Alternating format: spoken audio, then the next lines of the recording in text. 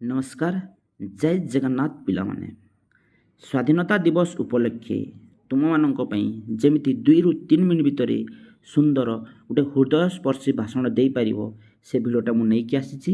ତ ପିଲାମାନେ ଚାଲ ଭିଡ଼ିଓଟିକୁ ଆମେ ଷ୍ଟାର୍ଟ କରିବା। ସମ୍ମାନିତ ଅଧ୍ୟକ୍ଷ ମହୋଦୟ, ପ୍ରିୟ ମୁଖ୍ୟ ଶିକ୍ଷକ ମୁଖ୍ୟ ଶିକ୍ଷୟିତ୍ରୀ, ସମ୍ମାନିତ ଶିକ୍ଷକ ଶିକ୍ଷୟିତ୍ରୀ, ଅତିଥିବୃନ୍ଦ ଏବଂ ମୋର ପ୍ରିୟ ସାଙ୍ଗମାନେ ସମସ୍ତଙ୍କୁ ମୋର ସାଦର ପ୍ରଣାମ। ଆଜି ଆମେ ସମସ୍ତେ ଏହି ପବିତ୍ର ପ୍ରଭାତରେ ଆମର ପ୍ରିୟ ମାତୃଭୂମି ଭାରତର ସ୍ୱାଧୀନତା ଦିବସ ପାଳନ କରିବା ପାଇଁ ଏକତ୍ରିତ ହୋଇଛୁ। ଏହା କେବଳ ଏକ ଜାତୀୟ ପର୍ବ ନୁହେଁ, ବରଂ ଅସଂଖ୍ୟ ବୀର ସ୍ୱାଧୀନତା ସଂଗ୍ରାମୀଙ୍କ ତ୍ୟାଗ, ସାହସ ଓ ବଳିଦାନକୁ ସ୍ମରଣ କରିବାର ଦିନ। 15 ଅଗଷ୍ଟ 1947ରେ ଭାରତ ଦୀର୍ଘ 200 ବର୍ଷର ପରାଧୀନତାର ଶୃଙ୍ଖଳ ଭାଙ୍ଗି ସ୍ୱାଧୀନତା ଲାଭ କରିଥିଲା। କିନ୍ତୁ ଏହି ସ୍ୱାଧୀନତା କୌଣସି ଉପହାର ନୁହେଁ।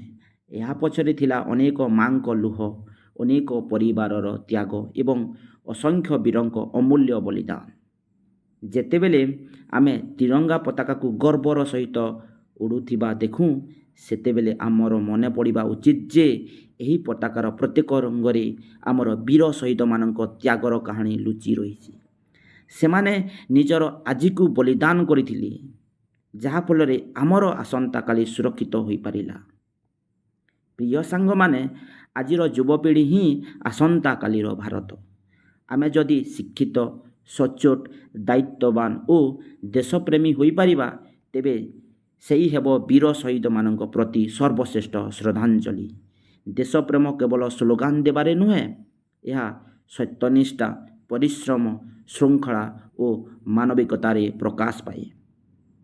ଆସନ୍ତୁ ଆଜି ଆମେ ଶପଥ ନେବା, ଆମେ ଆମର ଦେଶକୁ ଭଲ ପାଇବା, ଜାତୀୟ ପତାକାର ସମ୍ମାନ ରକ୍ଷା କରିବା, ସମସ୍ତ ଧର୍ମ, ଜାତି ଓ ଭାଷାକୁ ସମ୍ମାନ ଦେବା, ସ୍ୱଚ୍ଛ, ସୁନ୍ଦର ଓ ସମୃଦ୍ଧ ଭାରତ ଗଢ଼ିବାରେ ନିଜର ଅବଦାନ ରଖିବା।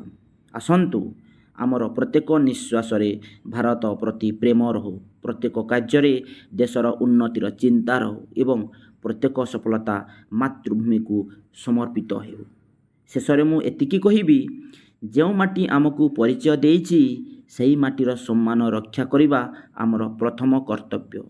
ଶହୀଦଙ୍କ ସ୍ୱପ୍ନର ଭାରତ ଗଢ଼ିବା ପାଇଁ ଆମେ ସମସ୍ତେ ଏକାଠି ଆଗେଇ ଚାଲିବା। ଜୟ ହିନ୍ଦ, ବନ୍ଦେ ମାତରମ୍, ଭାରତ ମାତା କି ଜୟ।